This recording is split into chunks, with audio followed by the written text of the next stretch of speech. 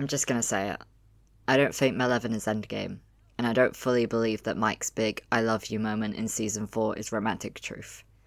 I think it's a survival speech, and if you watch the show like the camera is telling you the truth, not just the dialogue, it starts to look very different. Hey everyone, welcome back to the channel. Today's video is my honest take on Mileven, Mike's season 4 confession, and why I'm basically a Bilo truther at this point. Quick disclaimer, because people get intense about this.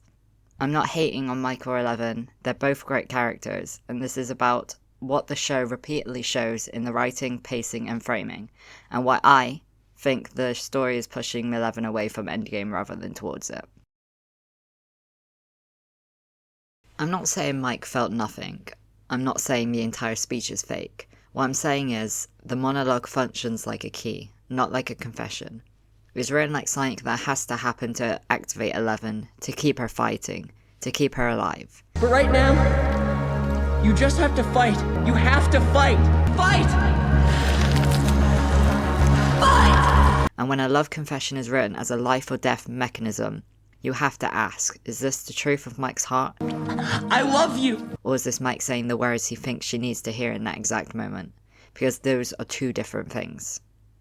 And Stranger Things loves using love as fuel in a supernatural fight. That's not inherently bad, but it means the speech can be plot functional without being emotionally clean. If Mike was fully secure in his romantic love for Elle, the show wouldn't spend so much time on him being unable to say it. In season 4, the whole tension is literally he can't say I love you. I care for you so much. But you don't love me anymore. Who said that I didn't? You never say it. You can't even write it, Mike. From Mike. From Mike. From Mike. From Mike. Okay, Eleven, you're being ridiculous. What, like... He doesn't know how to express it. It becomes this massive emotional blockage. So when we get the monologue, and it's not a small quiet I love you, it's a long, dramatic, poetic speech. And to me, that contrast is suspicious. Because Mike's normal pattern is, avoid the vulnerable sentence, panic when conflict happens, scramble when he's cornered, finally say the big thing during a crisis. That doesn't read like truth finally spoken. It reads like a person who only says the right words when the stakes force them. Listen to how Mike talks about Elle. A lot of his language frames her as a miracle. You can do anything. You can fly. You can move mountains. I believe that. A superhero. You're my superhero. The thing that gives him courage. The person who saves everyone. Which sounds romantic, but it also puts her on a pedestal. And when someone's love is mostly about what the other person represents, hope, power, safety, meaning, that can be intense, without being grounded. It's not, I love you as a person even in the boring parts, it's, I love you as my hero. And if your love language is basically worship, it can hide a lack of real intimacy. So when Mike says I love you, I hear, I need you to live. I need you to win. I need you to be okay. And again, those feelings are real, but that's not automatically romantic endgame love, but can also be fear, guilt, devotion, dependency, and responsibility all mixed together.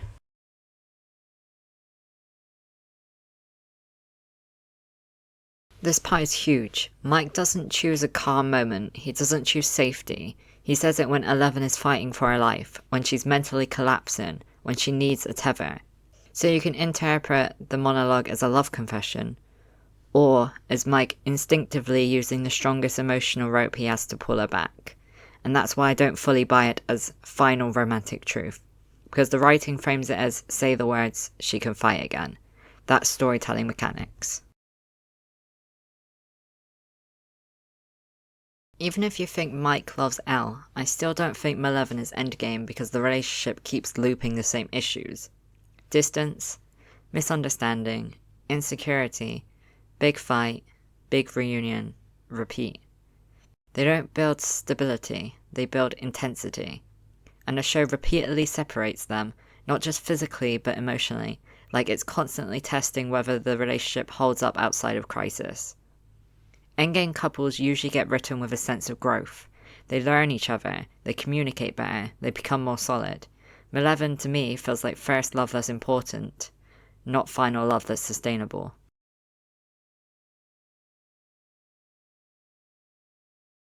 Now the Byler part, because yes, I'm biased, but I'm also watching the pattern. Byler is written like a long-term emotional arc. Consistent intimacy, consistent significance, consistent this bond is different framing.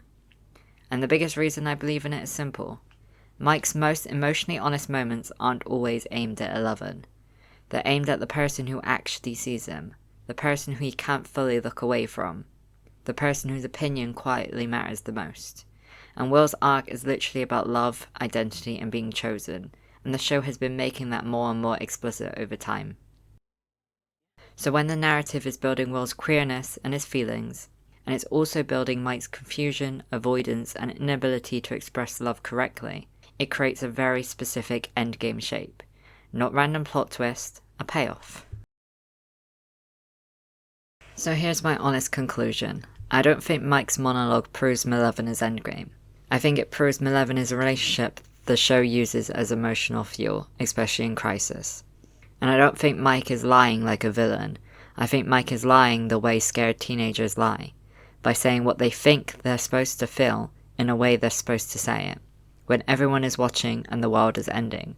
Because the line between love, fear, devotion, and pressure gets blurry when your girlfriend is literally saving the world. And if you've ever been in a situation where you needed someone to stay, you know how easy it is to say anything to keep them alive. So yeah, that's why I don't buy the confession as endgame proof, and why I don't see Mileven as the final pairing. Comment your take. Do you think Mike meant every word romantically, or do you think it was love, but not that kind of love?